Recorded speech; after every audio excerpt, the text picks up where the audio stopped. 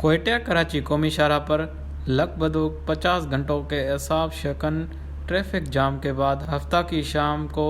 جزوی طور پر ٹریفک کی روانی بحال ہونا شروع ہو گئی۔ ٹریفک جام میں پھنسنے والے ہزاروں افراد، جن میں مرد، خواتین، بچے، ضعیف العمر افراد، مریضوں کو شدید مشکلات اور اذیت کا سامنا کرنا پڑا، جبکہ اس دوران ٹریفک جام ہونے سے سڑک کا حصہ پیدل سفر کرنے، اپنی منزل اور قریبی علاقوں تک پہنچنے والوں کو ٹیکسی اور رکشہ ڈرائیور نے بھی خوب لوٹا۔ بھوک اور پیاس سے نڈال مسافروں کو بریانی کی پلیٹ اور منرل واٹر کے نام پر جعلی منرل واٹر فروخت کرنے والوں نے من مانے نرخوں پر خریدنے پر مجبور کیا۔ کوئٹہ کراچی قومی شاہراہ N25 پر گڈانی کراس سے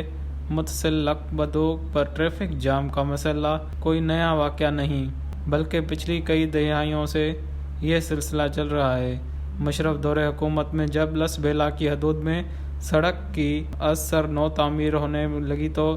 اس وقت بھی عوامی حلقوں ٹرانسپورٹرز کا مطالبہ تھا کہ لکبدوک کی سڑک کو چوڑا کیا جائے، لیکن NHA نے اپنی من مانی کی اور لکبدوک کی سڑک کو اسی خستہ حال میں چھوڑ دیا گیا، جبکہ ایک سال قبل عوام اور ٹرانسپورٹرز کے شدید دباؤ اور منتخب عوامی نمائندوں کے پریشر پر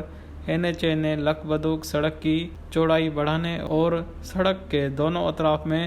تعمیرات کا کام شروع کیا، لیکن NHA کی طرف سے سڑک کی توسیع منصوبے کی بہتر انداز میں مکمل کرنے کے بجائے روایتی انداز میں کروڑوں روپے کے کام میں صرف اپنی کمیشن نظر آئی اور کام سست رفتاری کا شکار رہا، اور ناقص کام ہونے کی وجہ سے حادثات میں مزید اضافہ ہونے لگا، جبکہ جولائی میں شروع ہونے والی بارشوں نے لکبدوک کے منصوبے پر NHA کی ناقص کارکردگی کی باقی کسر بھی پوری کر دی،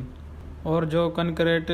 ورک کیا گیا تھا اس کا ایک بڑا حصہ بارش میں بہہ گیا، اور جو باقی بچا وہ ناکارہ ہو گیا۔ عوامی حلقوں کا کہنا ہے کہ NHA کی نااہلی اور مجرمانہ غفلت کی سزا قومی شاہراہ پر سفر کرنے والے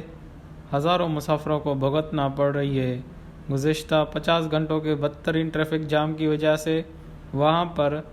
تارکول سے بھرے ایک ٹینکر کو پیش آنے والا حادثہ تھا،